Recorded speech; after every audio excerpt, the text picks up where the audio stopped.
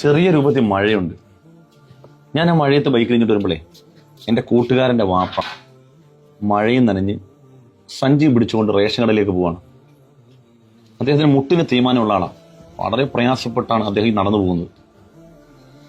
Ration കടയിലേക്ക് ഏകദേശം 1 kilometre ദൂരമുണ്ട്.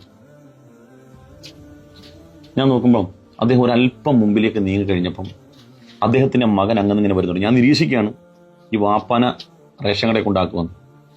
ആ വാപ്പാടെ മുമ്പിലൂടെ കൂട്ടുകാരനുമായിട്ട് ബൈക്കിൽ അതിവേഗം ആ മകനങ്ങ് പോയി. ഞാൻ വണ്ടി തിരിച്ചെടുത്ത് അദ്ദേഹത്തിനെ ബൈക്കിൽ കയറ്റി റേഷൻ കടയിൽ കൊണ്ടാക്കി കൊടുത്തു. നമ്മൾ മനസ്സിലാക്കേണ്ട കാര്യമുണ്ട്, നമ്മൾ സഞ്ചരിച്ച എല്ലാ വഴികളിലൂടെയും പടച്ചവൻ നമ്മളെ എത്തിച്ചിരിക്കും.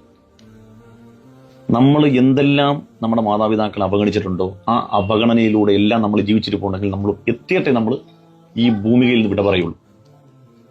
ലോകത്താരോടും ചെയ്യുന്നത് പോലെയല്ല, ഈ ദുനിയാവിൽ വെച്ച് തന്നെ അതിന് മറുപടി കിട്ടുന്ന ഒരേ ഒരു പ്രവൃത്തിയാണ് മാതാപിതാക്കളോട് കാണിക്കുന്ന അവഗണനയും അവരെ പ്രയാസപ്പെടുത്തും.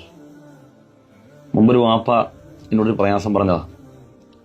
മകന് പെൻഷൻ കിട്ടിയ പൈസ എല്ലാം കൂടെ കൂട്ടി വെച്ചിട്ട് ഒരു ബൈക്ക് എടുത്ത് കൊടുത്തു. ഒരു ദിവസം അദ്ദേഹത്തിന് മുനിസിപ്പാലിറ്റി പോകാൻ നേരത്ത് അവനെ എന്നെ ഒന്ന് മുനിസിപ്പാലിറ്റിയുടെ വാതിൽക്ക് ഇറക്കി തരാൻ പറഞ്ഞു. മകൻ പറഞ്ഞു എനിക്ക് അത്യാവശ്യമായിട്ടൊരു സ്ഥലത്ത് പോകാനുണ്ടെന്ന്. പാപ്പ എങ്ങനെയും പോകാൻ പറഞ്ഞു. ഈ മനുഷ്യൻ അവിടെ നിന്ന് നടന്ന് പ്രയാസപ്പെട്ട് മുനിസിപ്പാലിറ്റിയുടെ വാതിൽക്ക് എത്തുമ്പോൾ മകൻ കൂട്ടുകാരൻ്റെ പാപ്പാനെ അവിടെ കൊണ്ടുവന്ന് ഡ്രോപ്പ് ചെയ്തിട്ട് പോകണം. അദ്ദേഹം പറഞ്ഞു എൻ്റെ കണ്ണ് നിറഞ്ഞു പോയതാ പറഞ്ഞു. നമ്മുടെയൊക്കെ പുതിയ കാലത്തെ ട്രെൻഡാണ് അതാണ്.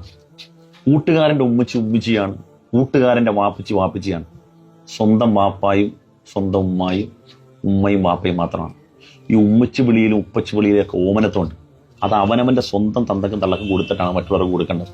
അവരെ സ്നേഹിക്കണം, അതൊക്കെ നല്ലത് തന്നെയാണ്. ആദ്യം അവനവൻ്റെ വീട്ടിൽ ഏറ്റവും ഉത്തമനായ മനുഷ്യൻ തൻ്റെ കുടുംബത്തോട് മാന്യമായി പെരുമാറുന്നവനാണ്.